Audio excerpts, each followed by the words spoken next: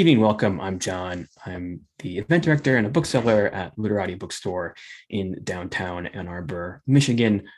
We're so pleased to welcome Aisha Sabatini Sloan in support of Borealis and in conversation this evening with Saeed Jones.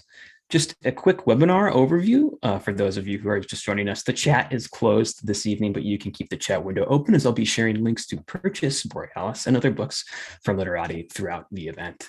Live transcription is available to you as well on your toolbar. There's a CC icon right below me. You can also use the Q&A feature that's there to submit your questions for a Q&A at any time, and I'll read a selection of those questions on your behalf at the conclusion of the conversation this evening.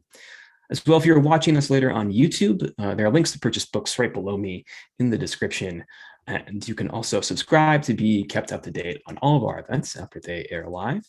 And as a reminder, you can shop for more books at literatibookstore.com to have shipped to your home, anywhere in the United States. And if you live in Southeast Michigan, of course, our doors are open to the public for in-store shopping. Most of all, we'd just like to thank you for your attendance this evening, or this morning, or this afternoon, depending on where and when in the world you may be joining us from. So without further ado, I'll introduce tonight's author and our moderator. Aisha Sabatini Sloan was born and raised in Los Angeles. Her writing about race and current events is often coupled with analysis of art, film, and pop culture. She studied English literature at Carleton College and went on to earn an MA in cultural studies and studio art from the Gallatin School of Individualized Study at NYU, and an MFA in creative nonfiction from the University of Arizona. She's the author of the essay collections, The Fluency of Light, Coming of Age in a Theater of Black and White, and Dreaming of Ramadi in Detroit. With her father, she's the author of Captioning the Archives, A Conversation Through Image and Text. She's a recipient of the 2018 CLMP Firecracker Award for Creative Nonfiction and the 2020 National Endowment of the Arts Literature Fellowship. She teaches creative writing at the University of Michigan. Saeed Jones is the author of How We Fight for Our Lives, winner of the Kirkus Prize and the Stonewall Book Award, and Prelude to Bruise, winner of the 2015 Penn Joyce Osterwheel Award for Poetry, and the 2015 Stonewall Book Award, Barbara Giddings Literature Award. The poetry collection was also a finalist for the 2015 National Book Critics Circle Award, as well as awards from Lambda Literary and the Publishing Triangle in 2015. Jones was born in Memphis, Tennessee, and grew up in Louisville, Texas. He earned a BA at Western Kentucky University and an MFA at Rutgers University. He lives in Columbus, Ohio. Please join me in welcoming Aisha Sabatini Sloan and Saeed Jones into your living rooms. Yay! John, thank you so much. Hi, Aisha. Hi. Hi, Saeed. How are you? Hi, I'm so excited, so delighted to be celebrating Borealis, this beautiful, beautiful book. She's here. She's here. Well, I have. Flaps. Ooh, oh, look at that. Yeah. Okay. All right. Give you some if you don't. I love it. I love it. Well, I'm excited to get into conversation, but I figured to kind of anchor us, it would be great to hear you read a bit from Borealis to start. Thank you so much. This is just kind of beyond my imagination. I'm so excited to be talking to you today. I'm going to read from the beginning, just a couple of pages. Yeah, and there's some fun little collage-y elements here, just so you know. Driving from Anchorage to Homer takes just over 4 hours. As I arrive, I'm listening to an episode of This American Life in which Jelani Cobb talks to the activists from Ferguson who've died mysterious, violent deaths. This listening overlays the coastline and the ice-covered mountains now visible across the pristine bay with burning cars. A woman speaks of death threats while I drive past a sign that says, "Welcome to Homer." Shaggy, off the side of the road, that's a moose. Where exactly have I driven myself? In a gray journal, I've jotted down, go back, recreate a space you can't return to. On the plane ride over, 2 white men discuss the Illuminati loudly, a conspiracy about the left that the president has been retweeting. I was sitting across from them in the last row of the bathroom, in front of the bathroom, and people pushed their bodies into my face while moving by with such pillow-like ferocity, such sparse apology, it was best to pretend it wasn't happening. It was like something Marina Abramovic might ask people to do to her. My first night in Homer, I dream there are flashlights beaming into the windows of the tiny house.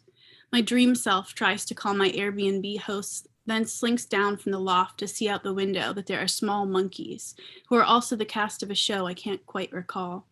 I take pictures of them. A student recently explained that you're only allowed to write about dreams once in your writing life. I blurted back, that's for fiction. I'll go ahead and stop there, just a little glimpse. I love it. I love it. Just a tease, a tease. And I see John has put links. I mean, y'all want this book, and I always tell people, you want to buy two copies because you're going to read it and fall in love with Isha's work, and then you're going to be upset you don't have someone to be reading it in tandem with. So go ahead and click on those links.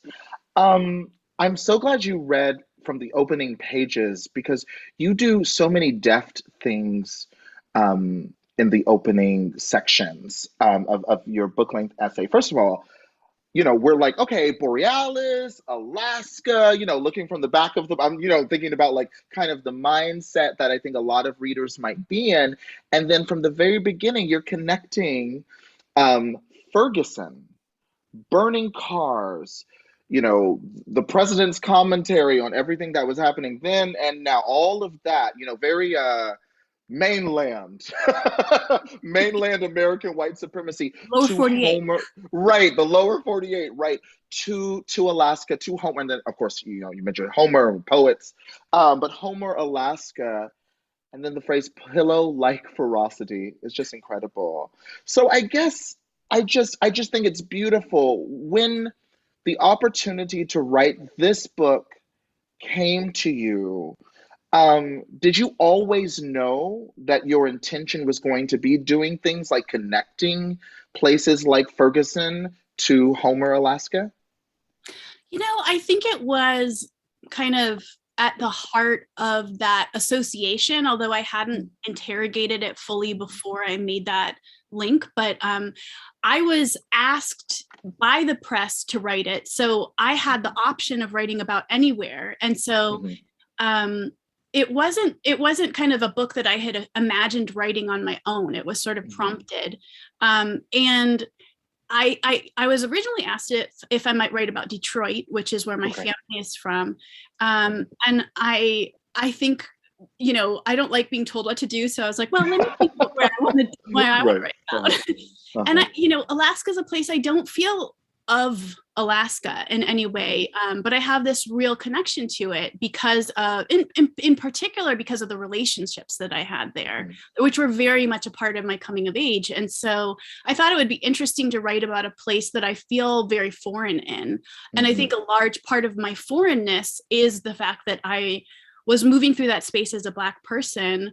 And also, I think one of the things that was really formative about my experience there is that I recently had found out that my nephew had been incarcerated when I went there. And it was just a part of my experience that I felt like I was experiencing the sort of frontier of America, this very open kind of,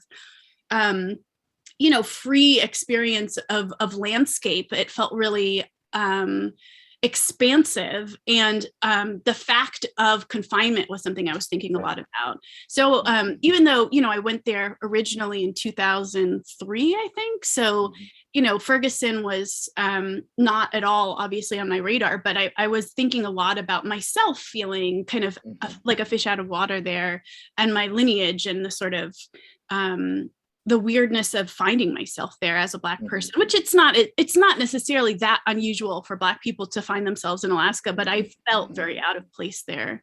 Yeah. Right. I mean, a refrain that I always go to is I'm like, there's nowhere in America I can go as a Black queer person and not be in America. Right. You know what I mean? Like, it's like, it's like, I'm so, like, and I remember I used to feel like a defensiveness when people perhaps in New York, where I went to school, with the way they would talk about racism in the South. And I'm like, honestly, I got a lot of stories, about, I don't know, anti-Black, harassment from Dominicans in Harlem where I lived. It's everywhere, and I think we need to understand that. To kind of ground people who have not yet had the honor of reading the book yet, they will, because y'all ain't crazy. Y'all are joining us tonight, so I trust you. Can you let's give them some grounding? So, like, how much time? When you mentioned 2013, because you kind of go, you're back and forth. There's almost like a dream-like quality to your relationship to Alaska. So, like, when were you there? Where did you spend the bulk of your time? Why did you go there? Absolutely. And thank you for asking that, because I feel like the dreamlike quality, which was very intentional, and even the sort of like, I think also queering of time that I was playing with, has confused some people. And someone said that I'd lived there for like 20 years, and we had to go back and correct them, because that is not true. And I have not spent a winter in Alaska, so I don't have that claim to that place. That's one of those things. But I first went there in 2003, yeah, I think it must have been 4, actually. 2004, after I graduated from college, I was dating someone who went to Fairbanks with her best friend, just to mush dogs. And I went back to my parents' apartment in LA and then moved to Boston. And we were kind of like on a break. And she invited me to join her in Homer as kind of like a way of like rekindling our relationship and just for an adventure. And so it seemed like a real summer place. I think she also thought like, well, if Isha's going to come to Alaska, it needs to be more of like a bougie place, because Homer's really kind of touristy, and okay.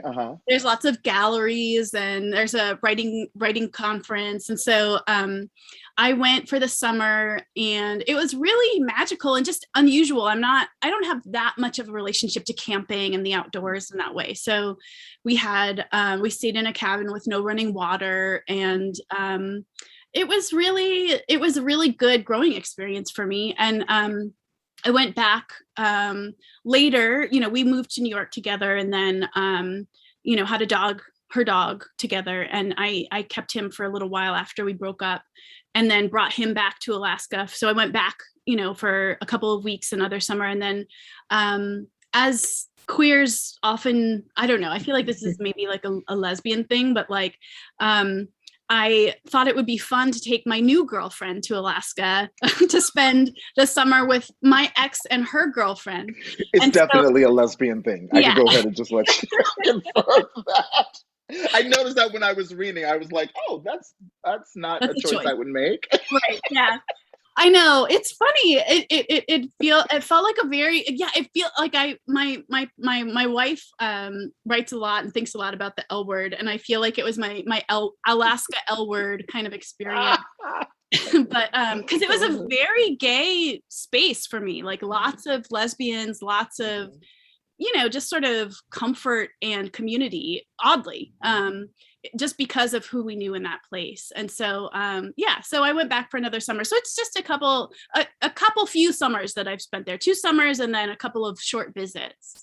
So I went back to write the book a couple years ago while Donald Trump was president, and that was, as it turned out, not a very freeing experience at all. Right. Yeah. Well, I mean, and that's really interesting. Let's talk about that. What was it like to go back to Alaska? And it actually doesn't surprise me that it has, this community is really rich in seemingly, desolate or isolated, or, you know what I mean? Like, people work harder to come together. So it doesn't surprise me at all. But yeah, what was it like to go back a couple of years ago? And I mean, both in terms of the lower 48 dynamics, but also politics there. I don't know a lot about like how politics manifest in Alaska.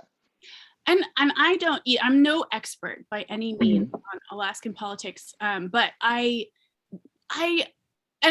have to second what you're saying about sometimes when you're in a small space, because I grew up in LA, which was ostensibly very liberal, but I spent a lot of time in Tucson, and I experienced a much more kind of liberal community in Tucson, because it was so conservative in other ways around it, and kind of hostile in other ways, and because of the people who were attracted to that place. Anyway, going back though, so I had moved from Tucson to Michigan. And then I went to almost immediately to Alaska to do, well, I guess maybe it had been a year. Time is just a soup. I Look, cannot it only gets, I love you talked about queering time because I was like, I think whether people realize it or not, I think the pandemic has quite frankly queered time and the way we perceive it. I don't know when anything happened. I'm like, I'm glad I already wrote the memoir because yeah. I just also had a child, and when you have a baby, your memory gets all messed up, and so I just feel like, yeah, I'm not able to recall when anything was, but Donald Trump was president when I went to Alaska. That I remember, and I was so uncomfortable. You know, I remember being on the plane, and I felt so aware of the politics of our country on the plane. I think traveling used to feel really like an opportunity for synchronicity and connection and sort of like connecting with strangers. And my experience of travel really changed after, well, even before Trump was elected. I just felt so defensive and just really uncomfortable. I feel like just reading Claudia Rankine's Just Us and thinking about her interactions on planes and just feeling kind of there's just been so many moments of hostility, which are obviously getting worse and worse with the pandemic. So yeah, it was really creepy on the plane, overhearing this conversation, and I've never had that experience of people just pushing themselves into me without apologizing, right into my face, just kind of over and over again. And that kind of bodily violation was my entry point, I think, into that experience. But yeah, I feel like, you know, Homer's a pretty, like I said, kind of a bougie place, especially in the summertime. It's very touristy, but it's very liberal, and there's open-minded in a lot of ways. But there was just sort of a vibe. I felt so far away from any kind of community this time. I wasn't going with anyone. I wasn't going as a group. I wasn't going, you know, we knew people who were born and raised there when we went before. And this was just me kind of going back to see what it was like before the tourist season began. And I was just confronting, I feel like, a different version, a different kind of vibe. And I think just Trump brought something out in people that changed my experience there. I felt so uncomfortable the entire time. I couldn't wait to leave. And it was a real bummer because I thought I would go there and write and just have this really deep creative experience. And I was just anxious. I had diarrhea. I was like, just didn't want to be there. I didn't feel safe. I was constantly walking kind of, you know, there were Confederate flags. I didn't know how to interact with people. Wow. Yeah. I always tell people I've seen more Confederate flags outside of the South but Confederate flags in Alaska. Okay. Oh yeah. All right. Yeah. Wow. Yeah. I mean, it's interesting because you're right. I'm a Sagittarius. I love travel. My next book, I tell people, it's one of the reasons it's unusual is it's the first book I will have published where like 90% of the material was written right here in this living room at the desk I'm talking to you from. You know, usually I travel so much, and you're right. Even before 2016, I was on book leave working on my memoir, and I went in Provence and in southern France in summer of 2015, and I had spent a lot of time in France before then, and it changed. It was the first time people were starting to. It's almost like living in Ohio now, and I go to New York, and people are like, "What's it like? What's it like on the ground?" And I'm like, "Y'all are acting like y'all live on Mars or something." It's the same country, but yeah, it was the first time. You know, the moment people would hear where I was from, that alone was a catalyst. You know, it's just like it's a subtle, and you're right. And of course, I reading Just Us. You know, the plane and the travel and all of that.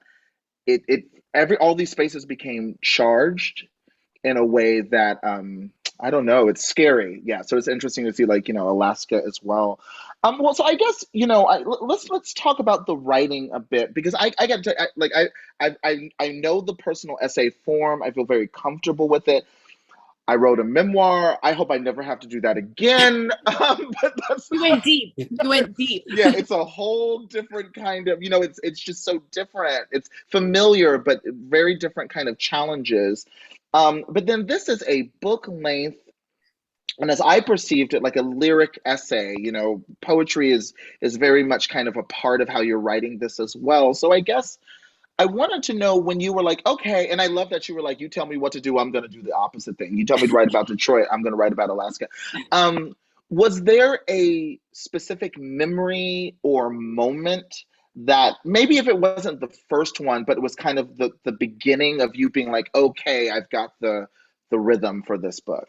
Hmm. That's a really good. Well, yes, because one of the sort of odd things that pushed me in the direction of wanting to write about Alaska was I had this really strange experience when I was reading Plain Water by Anne Carson, where I don't even really know how to articulate this. And I try to in the book, but there was this scene where she's reflecting on being kind of like on the edge of a cliff and looking down on the road to Compostela, and looking down and seeing like a dog or thinking she sees a dog kind of in the water below. And I don't know what it is, but it just my experience of reading that was like, oh, that's about when I went to Fairbanks with Kay, and we went to that restaurant. And I don't know if you've had an experience like that where you read something and you think, oh, that's about this time when I did this thing. I still don't really understand what that was, but Yep. I think it was so odd and loaded artistically and with nostalgia that I was like, I want to trouble that. I'm curious to just see what would happen if I kind of went to Alaska with the intention of sort of re-inhabiting whatever that association it was. And I think that Anne Carson's I quote her pretty heavily in the book, as so many of us who are interested in hybrid kind of poetry meets nonfiction kind of find ourselves doing. And I think, that was one of the moments that I wanted to re-inhabit and sort of figure out. But I think the book length essay, I had no idea how to do that, and I didn't know what it meant. And I don't even really understand how that became sort of the project. We were talking about Georges Perec's An Attempt at Exhausting a Place in Paris, which is this really spare kind of like pocket sized book where he goes to the same place, the same square, Saint-Sulpice in Paris, and writes every day, like the 93 bus drove by, a woman, opened her purse and something fell out, a child. I'm just sort of reconstructing it. But it's very kind of Buddhist in a way. It's like John Cage kind of, in a way. There's something kind of just, what does it mean to inhabit the moment in this space, in this time? And that was one of the inspirations for the series that I'd been kind of invited to think through. And I was invited also not to write a travelogue, but to write something different. And so, so I really went kind of, and I would just go and read the Perec book and think about what it meant to kind of, and that's why I think I almost wanted it to sort of stay level the whole time. Whereas I think normally when I write an essay, I'm really working towards some kind of catharsis or, epiphany. And this was just, what would it look like to just be in the same space? And what would that space even be? So I don't even understand what I did. It doesn't feel like a book length essay so much as the dogs are starting they're getting bored. It wasn't even a book length essay so much as just what would happen if I just tried to write my own iteration of this an attempt at exhausting a place in Paris, and kept an even tone throughout. And I love that. It makes sense. No, it makes sense. And I see people are starting to put questions into the Q&A. Please do that. We'll get to your questions in a little bit. But I mean, I mentioned like the dream-like quality and in the level. I mean, because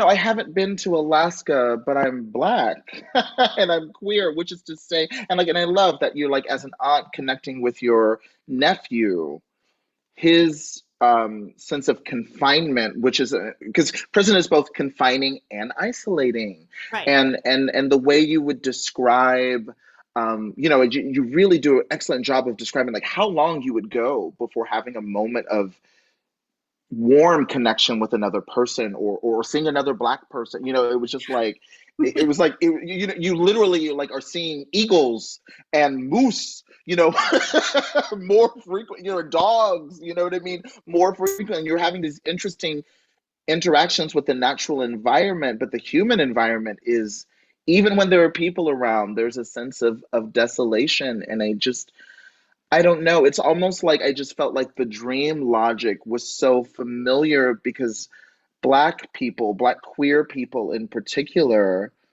we're in those kinds of spaces all the time where we are surrounded by that, what the pillow-like ferocity, of kind of humanity, right? You're like, literally, people are all up on me, all up in my grill, and yet it's very lonely. And so it was like, yeah, I love that you didn't just write a travel log. I love it felt like, and I guess tell me if this feels accurate, but it felt like you used, this icy landscape as an opportunity to interrogate kind of, I guess I would say, like the iciness that a lot of us, kind of live with as Black queer people. Is that Yeah. fair?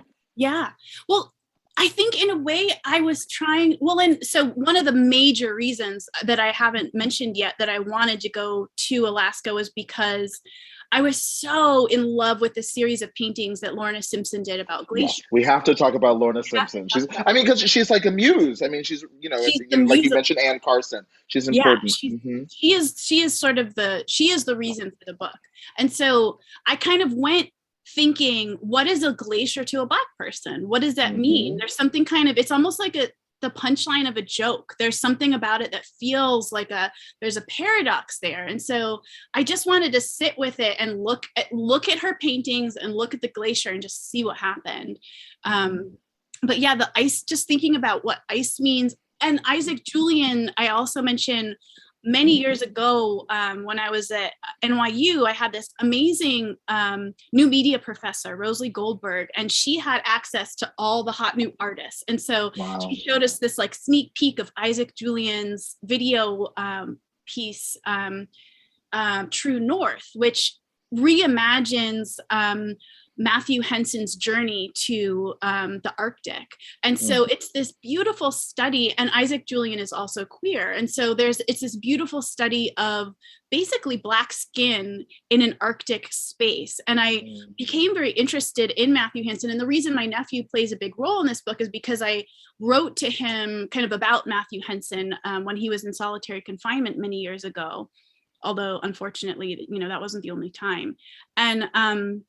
And so it was Lorna Simpson in the glacier, Matthew Henson in the Arctic.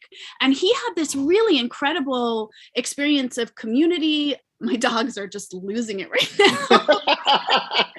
They're like, shut up. Mine is napping. I'm grateful. So glad. But there was something about these particular, sort of engagements. Lorna Simpson's thinking about the glacier, just looking at the glacier and what kind of emerges sort of through that whiteness. And then thinking about Matthew Henson's experience, where he really got to know the Indigenous people that he visited, and he really led the way on that journey, but didn't get very much credit for it. Although he's very famous, I think, in the Black community. But and then Isaac Julian's piece, I just kind of, there were so many kind of artistic models that I wanted to kind of consider when I went there to sort of connect with.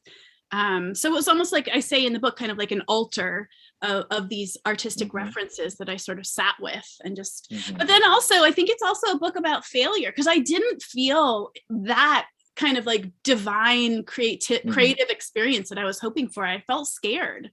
And I think that was sort of also kind of a constraint for the project, is that I wasn't feeling the experience. I was sort of it's a book about anxiety, and it's a book about, and I think that I'm really glad you asked that question about, or you spoke about what it means to be Black and queer, and that's kind of the location actually that I was writing from. Homer is a beautiful place, and I think a lot of people who go there are like, what the hell is she talking about?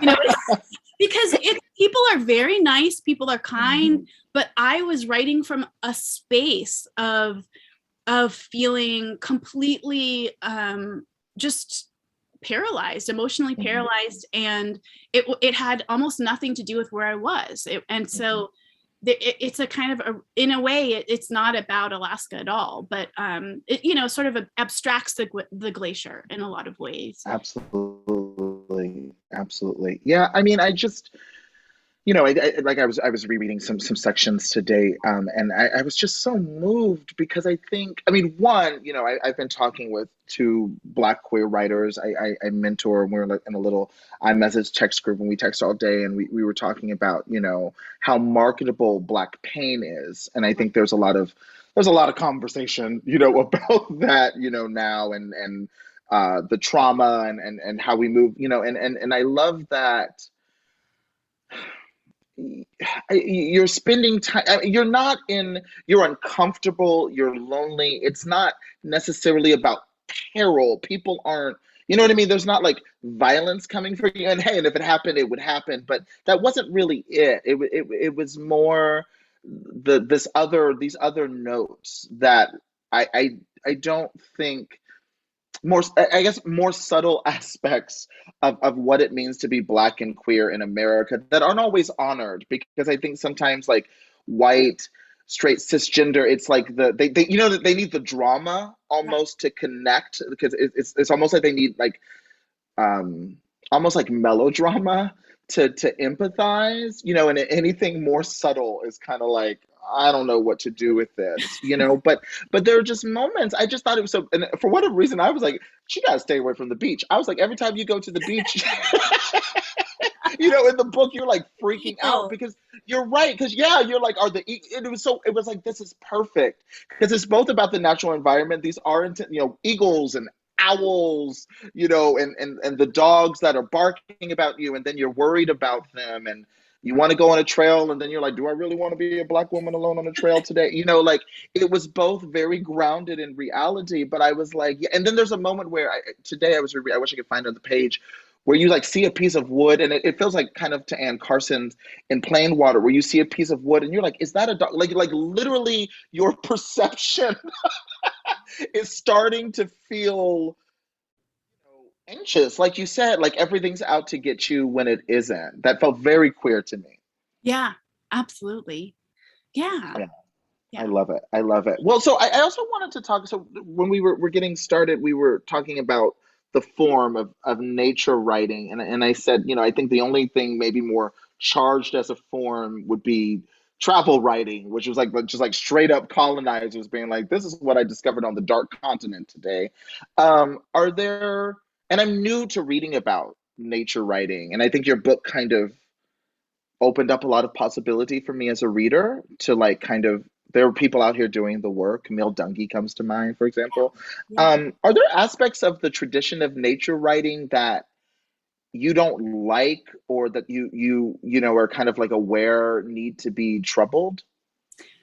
Yeah, I mean, well, I just want to make sure to bookmark in my brain the Camille Dungy, because she's a really important influence for me around nature, I think. But I think, I went to school in the desert, and we read a lot of nonfiction about the desert. And I think I felt a little bit, I think sometimes that can kind of slip into travelogue. And I think a lot of the authors that we were reading were often white. And I think I felt resistance, because I'm stubborn, to a certain kind of relationship to narrativizing the landscape that felt very white to me. And I think I've perhaps, unfortunately, because it's not at all true, kind of like associated nature writing and people who have a relationship with nature to white writers, which is ridiculous. And there's a lot of white writers who write about nature in a way that I enjoy. But I think I felt excluded from that tradition. And so um, I was even just, encountering, you were talking at one point about the poplar tree outside of your room, when you were in Memphis. And I was like, I wouldn't know how to describe the tree outside my window. I have no language for nature. And I really feel like I kind of went to Alaska and I didn't even know how to write down what was happening in front of me. I don't know what kind of cloud that is. I don't know, I don't know what I'm looking at. And so it was in some ways kind of a form of entertainment for me to make fun of myself, not knowing how to participate in the kind of tradition of nature writing. But, I've spent a couple of terms teaching for this program at Michigan called New England Literature Program, which I talk about all the time and I've written about a lot. That I think kind of helped me kind of feel into what it means to write about nature or be in nature as a person of color, as a Black person. Wendy S. Walters, writing Lonely in America, we have these conversations about race in the wilderness. And I think that was kind of helpful. But and we also started to read Black Nature by Camille Dungy, the anthology that Excellent. she selected. And so that and her beautiful kind of introductions to each chapter, I feel like it created a sense of camaraderie for me, which actually it was really funny because she was going to come visit when I was living in Tucson. I was working at the Poetry Center and she came to give a reading. And I had the week before something pretty, it felt recent. It was the week of the election, 2016 election. I was walking, I was on a residency teaching at a low res program. And I was walking in this gorgeous trail around a caldera, this beautiful, like blue, bright water in the sort of crater of a volcano or something. I don't remember. Again, I don't know how to talk about nature, but I was on this hike and I heard gunshots and I didn't know where to go. And I was like running, sliding down the hill, and like, I just had this really horrible experience of terror. And partly because of what was going on in the country. Yeah. There were so many Trump signs as we were driving through to this place in Oregon.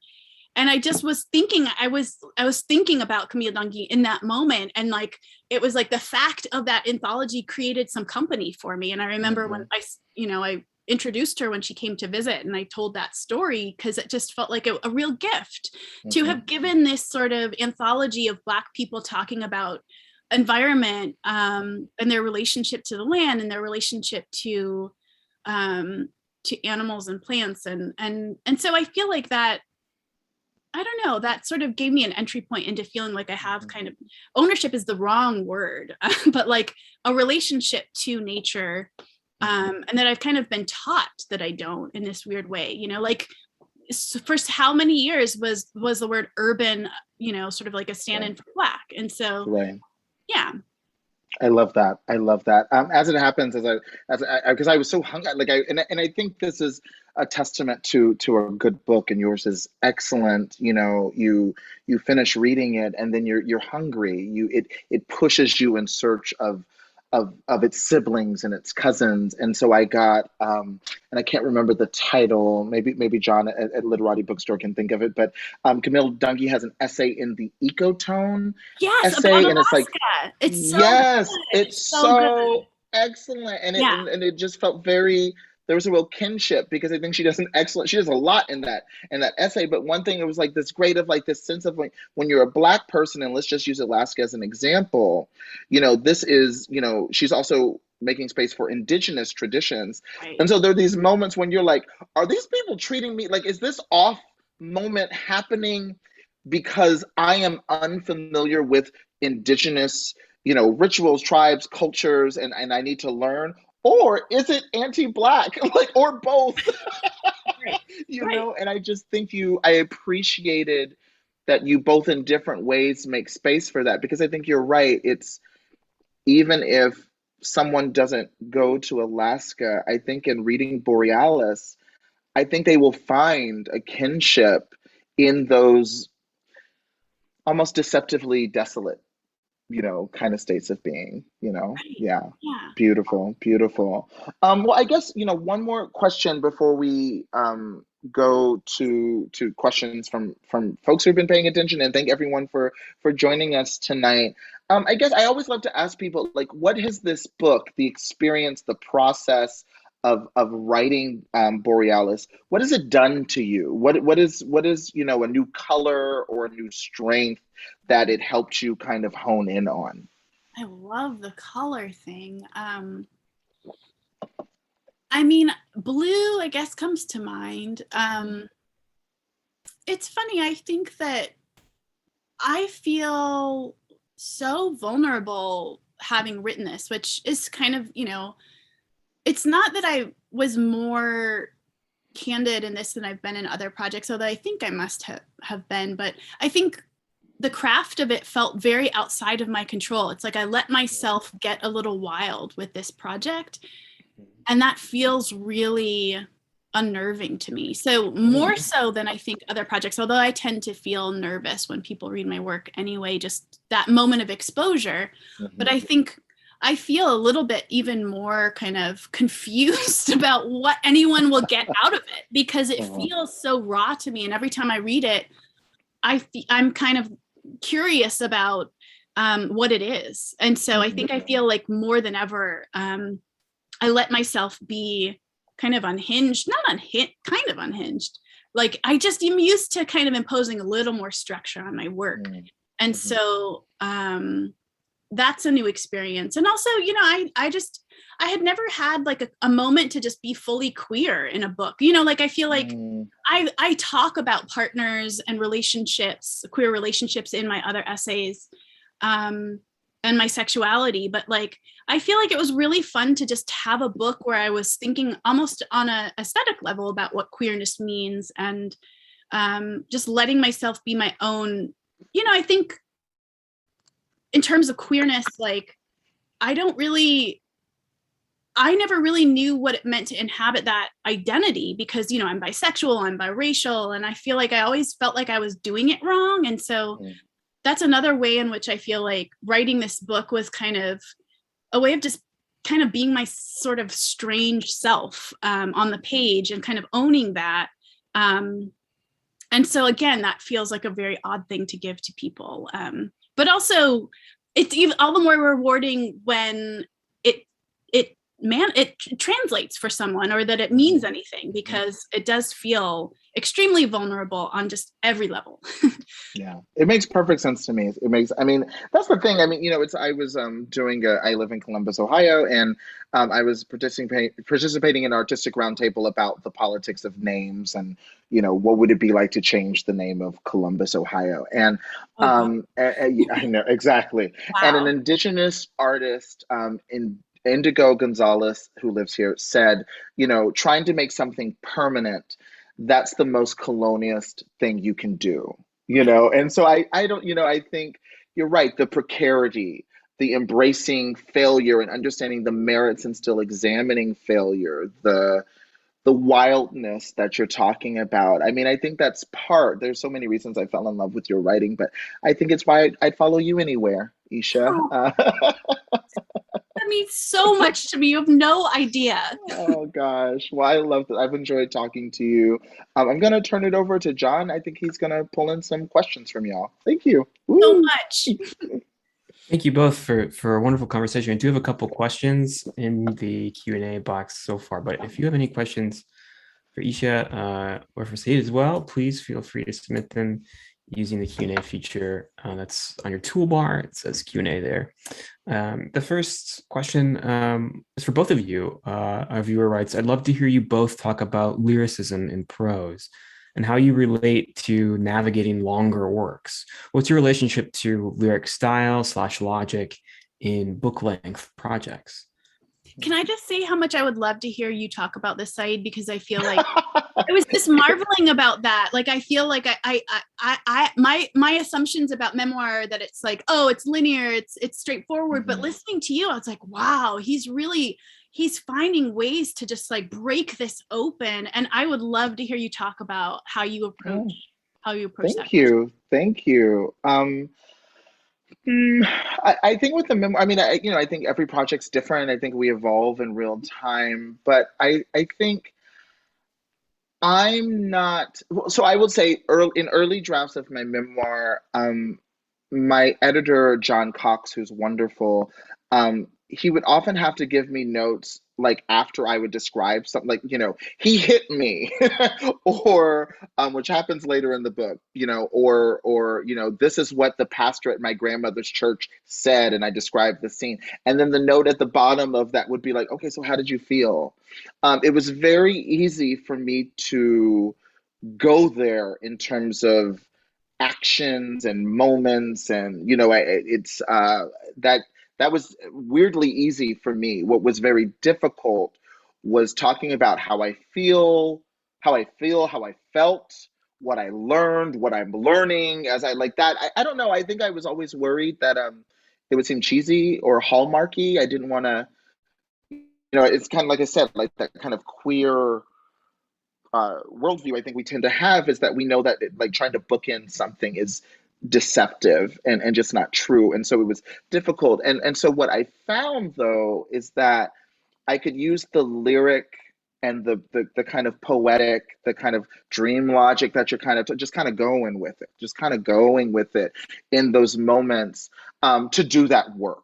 That was, it was just easier for me. I think that poetry is what I'm used to anyway. But I think in those, he would put that, and I'd be like, all right, time for a little bit of woo, you know what I mean? Because it was like if I had to write like, and I felt that I couldn't do it, But if I could just kind of use an image and then follow it, and then he would help me cut it back down. It was almost like let the plant grow and then prune it back. That helped me. Yeah. And then the other thing is, I think there's a lot of opportunities for the lyric when you're writing about lonely people or isolated people, right? And I think that's something that, I mean, I'm, like, as I said, growing my books like coming of age in Texas and Tennessee and Kentucky, and I'm surrounded by people, but I'm either closeted or inhibited by really systemic violence. And so I spend a lot of time in my head. And I think you do something similar in Borealis. You're just kind of walking around, you're just thinking a lot. And so I think, and certainly travelers, right? It's like you're in a, in a country where you don't know the language. And so you just got a lot going on. And so, yeah, I think there's just a lot of opportunities for lyricism there, because that's kind of how I am. It's kind of like you go on a walk and your mind is going the entire time. And only when you reach your destination, you're like, what the hell have I been thinking about for the last 15 minutes? That's rich to me. What was it like for you bringing the lyricism into it? I mean, I think I just have this sort of, again, stubbornness when it comes to linearity, I think. And so it's just natural for me to jump around.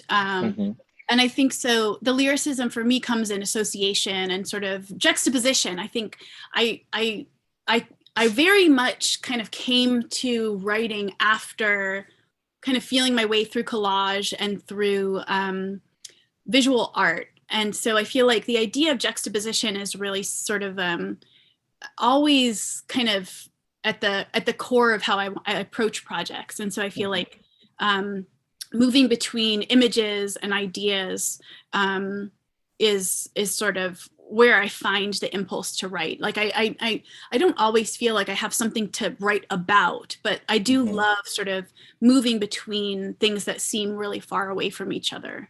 And I think that's sort of my relationship to lyricism. Yeah. I just want to say too, I feel like listening to you, well, because I was listening on Audible, but like write about that Polaroid that you found in another country was a really phenomenal way that I thought you kind of inserted lyricism into the text, this idea of the gaze, and it sort of just takes you out of time in this beautiful way. So I just wanted to reflect that. Thank you. Thank you. Yeah, I mean, I don't know. I just think there's such richness there. There's such opportunity in our mind. Like you and I were talking earlier, like literally our sense of time. I mean, it was almost 4 p.m. today before I realized it was a Thursday.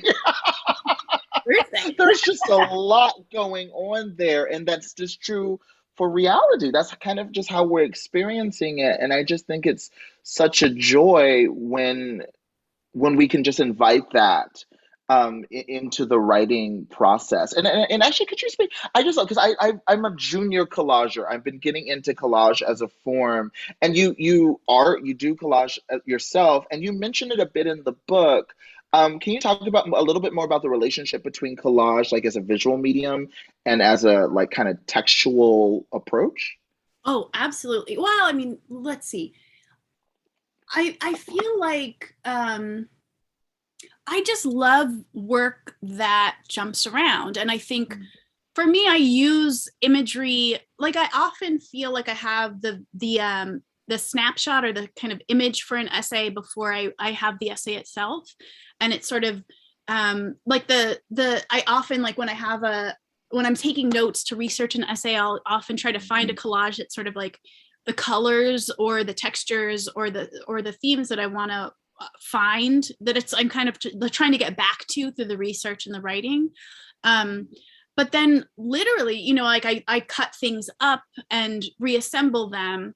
But I love finding texts. Like, for example, I think one of my biggest kind of moments of self-learning when it came to collaging on the page was when I tried to put David Hockney's swimming pool paintings in conversation with the death of Rodney King, because he died in a swimming pool, and his experience of LA was so different from the images that David Hockney had in his work. And so just trying to find these narratives that David Hockney has, he talks so wildly about painting, and trying to put that in conversation with Rodney King's memoir. That experience of collage, I feel like, was really transformative for me in trying to think about what a collage essay can do, and how two disparate narratives can talk to each other, and in some cases have so much to say. I think John and I both had a ooh with the contrast of Rodney King in the pool and David Hockney's painting. Incredible. Wow. John, do you want to do the other question? Yeah, absolutely. Kind of on theme. Tyler asks, as a writer, I'm so curious how you experimented with structure in the book. Did you write the book chronologically, or did you write pieces and then arrange them into an order? So I'm assuming we're talking about Borealis for this one. I definitely rearranged it because, like I said, chronology just bugs me. I can't with chronology. And so I kept a journal while I was there, and I came home and I was like, I don't know what to do with this. And so I typed it up and I started cutting it up.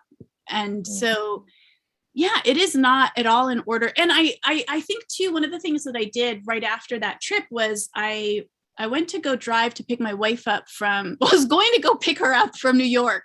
She was in the Hudson Valley, but, and I was like, oh, I'm going to be passing through where my nephew is incarcerated. I'm going to go visit him. And they didn't cut the visit off. So I ended up staying for like hours. And so I didn't end up finishing this journey to go pick up my wife. And so instead I just spent the day, I went to Rochester where my dad's good friend lives, which I didn't even see him, but I just ended up there. So I was randomly in Rochester, and she met me there. She took a bus there, and she was like, I don't know what kind of day you're having. I didn't even go pick me up. So I went from this prison in sort of a really odd kind of rural town in Pennsylvania through Seneca territory to Rochester, and I would just spent the day hanging out there, and I went to this museum, and there was this really interesting exhibit about the science museum about slavery in the area. And so I kind of ended up putting a lot of that in the book, because I just spent this weird day at this museum engaging with historical, those weird historical kind of dioramas for children. Where they're crawl in this hole and you'll know what it was for Harriet Jacobs to spend 7 years. And I was just hanging out. Deeply unsettling. So can we come in? And I was like, no. I'm trying did to love have a that. moment. And so there's lots of things like that that kind of got, you know, sort of put in, and the, you know, trip to Iceland and just other places are kind of inserted into it to kind of help break up that chronology. I love that. Yeah, I mean, I just one, I mean it, and this is so real, like for any artist, like where we're like trying to give ourselves the circumstance for inspiration, and then yeah, the Harriet J, and then like you know, kids are just like, I'm trying to have a moment here. You're ruining the moment. I mean, I remember being in Berlin and going to the Holocaust Memorial, and it's not that I was trying to write, but I was just like trying to, you know, I was approaching it with a kind of gravity and solemnness. And I'll never forget. And it wasn't just one family, it was multiple families playing hide and seek Oh, among, and I was just like, what? what do we do? And you just like, what's going, and in that moment, you can either kind of be rigid or embrace. You know what I mean? And I just think you did that so beautiful at the museum with, and it's like a comic moment, but also it just kind of points to, I think as Black people connecting to history, it's like the present moment's always going to, you know, intrude Right. on that. Well, and Uh-huh. that's like the Fred Moten. I feel like when he and Sadia Hartman are talking about the Black Outdoors, which is another text that Mhm. sort of reverberates throughout Mhm. this book. That he talks about taking his kids, you know, stopping off on a hike impromptu with his kids, and then just hearing the sound of somebody running, and just like that inability to escape like the Mhm. history of Mhm. Black people in nature and in this Mhm. country, and yeah. It's always charged, or like you said, like hearing the gunshots when you were in that other space. Oh, wow. Ah, I'm sorry. I'm like, I gotta go sit in a corner and take a bunch of notes after we talk. This has been such a wonderful conversation. Too. Well, thank you both for joining us this evening at Home with Literati. It's a pleasure to have you and to host this Great. conversation. And you can, of course, purchase Borealis through our website. There's a link in the chat. And you can also purchase Saeed's memoir, How We Fight for Our Lives, while you're at it as well. And of course, if you're watching us later on YouTube, there are links to purchase books in the description right below me. You can also subscribe for more of our events. Aisha Sabatini Sloan, Saeed Jones, thank you so much for joining us. Hope to have you in the store in the not too distant future. We can do it again for either of your next books. I love But that. until then, we hope you continue to stay safe and be well. And to all of our viewers, thank you so much for joining us, and we'll look forward to seeing you at the next event. Have a great night, Of everybody. course. Thank you, everyone. Thank you so Congratulations, much. Isha. Thank you so much, Congratulations. Saeed and John. Of course. Mwah. Be safe.